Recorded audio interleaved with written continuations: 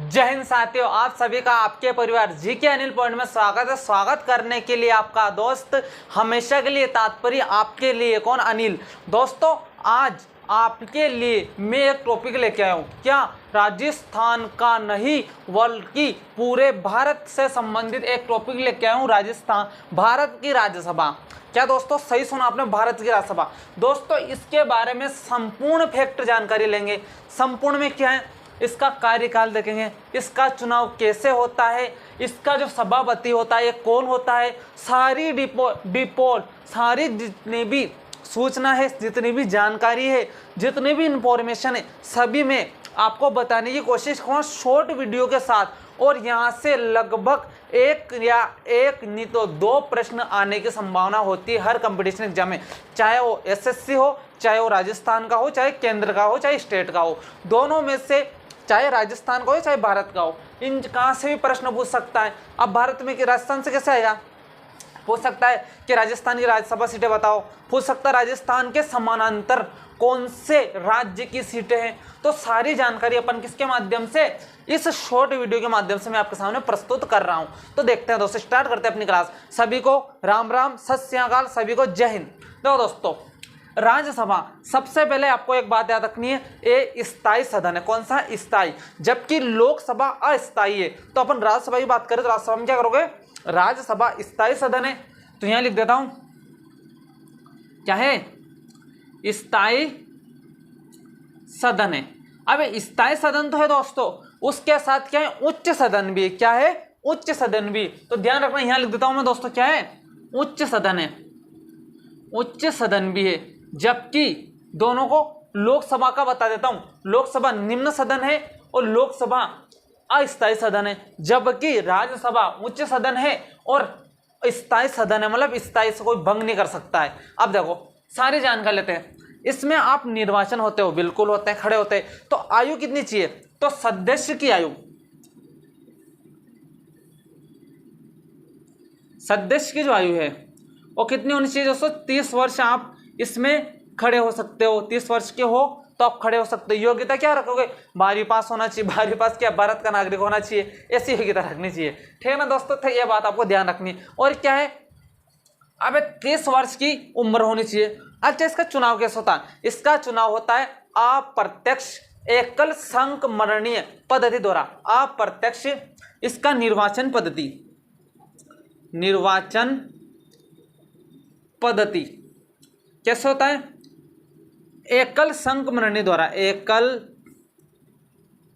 संक्रमणीय, एकल संक्रमणीय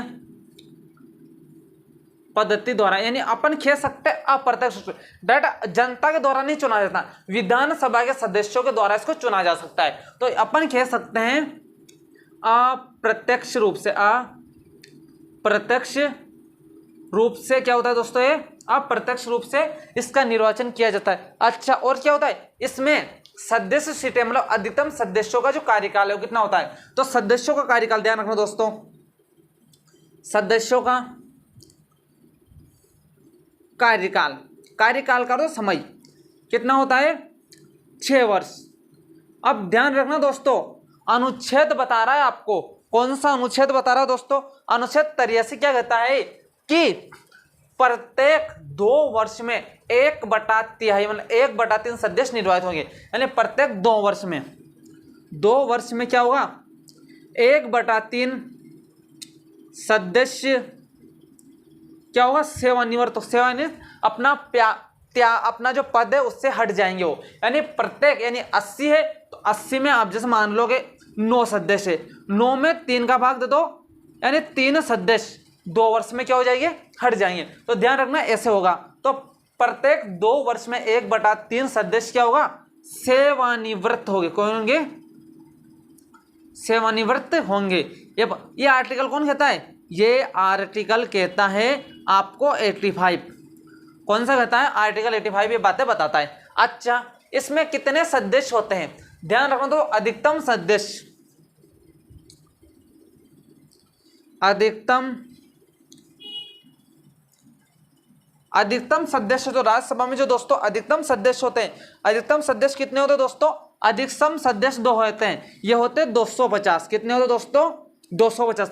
अब 250 में 2 थर्ड में भागे गए, 238 तो निर्वाचित होते हैं। तो ध्यान रखना 238 तो क्या होता है? निर्वाचन करते हैं, मतलब चुनाव करते हैं। कौन? अपन नहीं करते हैं, विधानसभा के लोगों के द्वारा चुनाव किया जा सकता है। तो ये तो निर्वाचित होते हैं,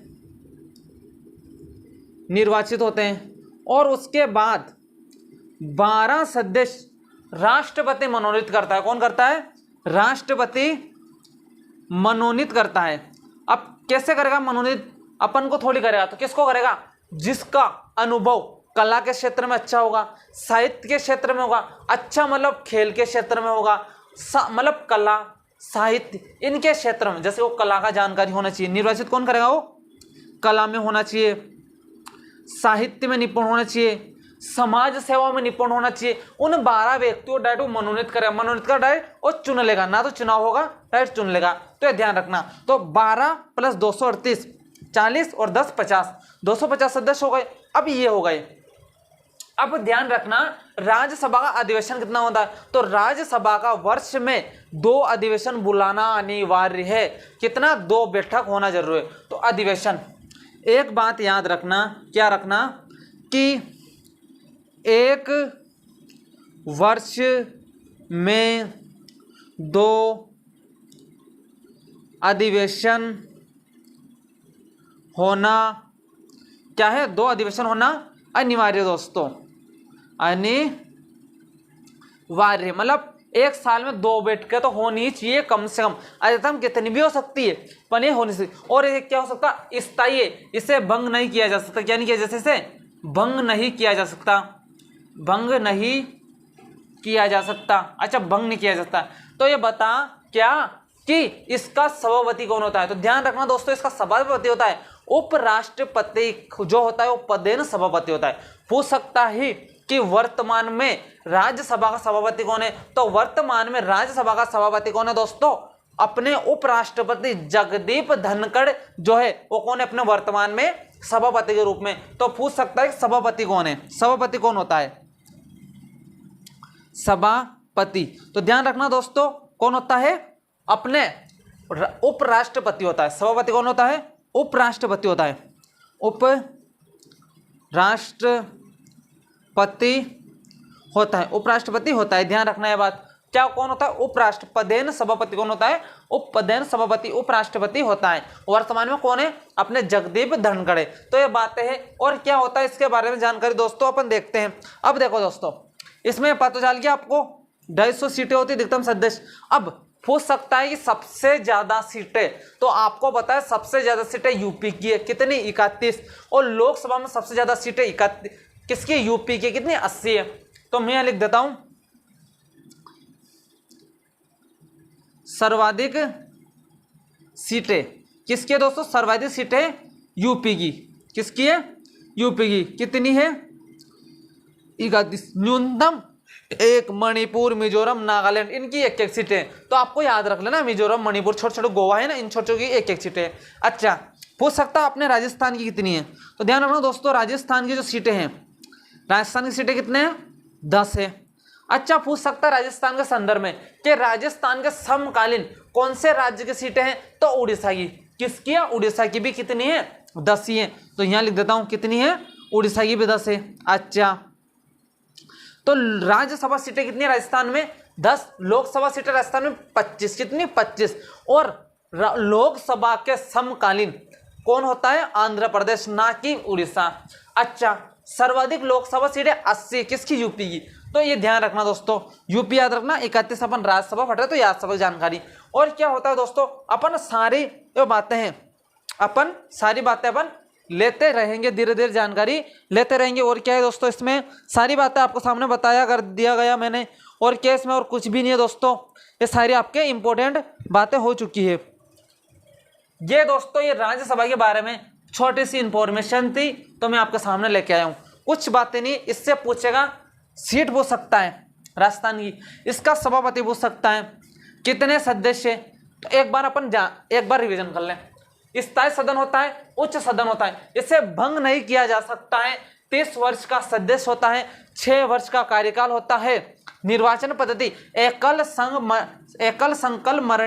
संक्रमणीय पद्धति द्वारा, यानी अप्रत्यक्ष रूप से इसको चुनाव करते हैं, नल डायरेक्ट जनता नहीं करती है, अप्रत्यक्ष रूप से करते हैं। सदस्यों का कार्यकाल 6 वर्ष का होता है। अनुच्छेद 85 कहता है क्या कि आर्टिकल 85 के अनुसार हर 2 वर्ष में 1/3 सदस्य क्या होगा, 1/3 सदस्य अपने पद से सेवानिवृत्त होंगे। और क्या कह रहा है, अधिकतम सदस्य संख्या 250 से 238 कौन होता है, निर्वाचित होते हैं। 12 राष्ट्रपति कला साहित्य समाज सेवा के रूप में मनोनीत करता है।